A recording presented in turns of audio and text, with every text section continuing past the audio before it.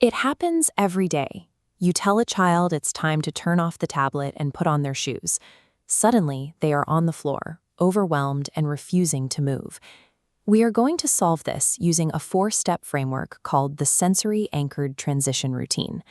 This diagram bridges two therapeutic worlds. On the left, occupational therapy's internal regulation helps the nervous system adapt.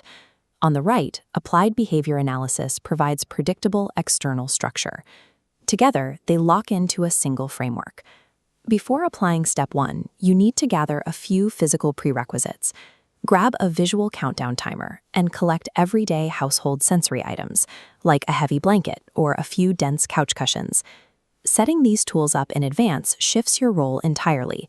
Instead of reacting to a crisis, you actively control the environment to prevent dysregulation from happening in the first place. Step 1 actually starts before you place any demands on the child.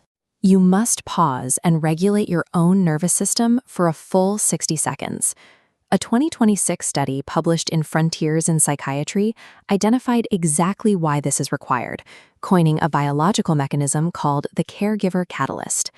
This cyclical flowchart illustrates their findings.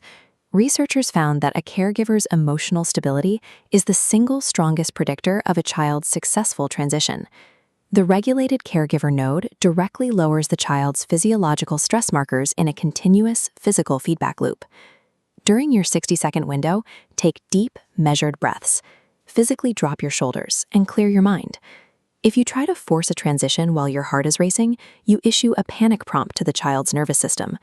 Regulating your own state is a clinical necessity for this routine to work. Step 2 requires you to silently observe the child for 10 seconds to assess their current sensory load. Look at this sensory thermometer gauge. If the indicator drops into the blue undersensitive zone, you will see the child actively seeking out input. They might be moving fast, constantly fidgeting, or crashing into furniture to feel where their body is in space. Alternatively, watch as the gauge spikes into the red oversensitive zone. In this state, the child is overwhelmed by the environment. You will likely see them withdrawing, covering their ears, or showing distress over the texture of their clothing. These states are not static. A child's sensory load fluctuates throughout the day, based on how loud their classroom was or how anxious they are feeling in that specific moment. Diagnosing the exact state in front of you is critical. If a child is already oversensitive and you try to hype them up with loud, fast-paced instructions, you will actively exacerbate their dysregulation. Now we apply step 3, the play bridge.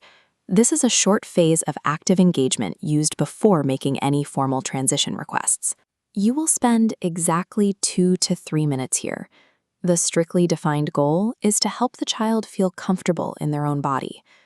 If your 10-second observation showed the child was undersensitive, introduce heavy work. Have them try crashing heavily into dense couch cushions to get the deep pressure feedback their joints are seeking. If they are oversensitive, use low-energy play strategies. Lower the lights in the room and provide a heavy blanket to offer deep pressure without the chaotic impact. You will know the play bridge is working when you observe clear biological cues. Watch for spontaneous eye contact or a distinctly slower, steadier breathing rate. Using physical play to reorganize the child's internal wiring clears out the sensory static. It creates the neurological bandwidth required for them to process your verbal instructions. That brings us to step 4, the structured pivot. You only deploy this after you see those physical cues of regulation. Deliver your demand using a precise first-then statement.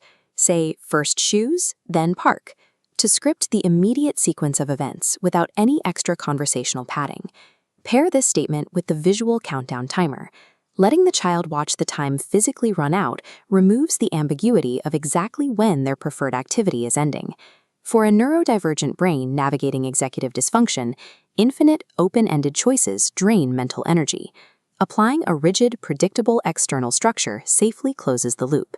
You take an abstract, open-ended transition and turn it into a concrete sequence the child can comfortably follow.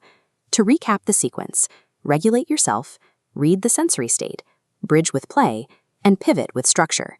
This routine works because it obeys one biological rule. Addressing the internal, physical state of the child must always precede addressing their external behavior. Your assignment is to identify the single most difficult daily transition in your home and apply these 4 steps to it tomorrow. When you master this routine, you eliminate the daily battle of wills. Transitions stop being points of friction and become reliable moments of connection.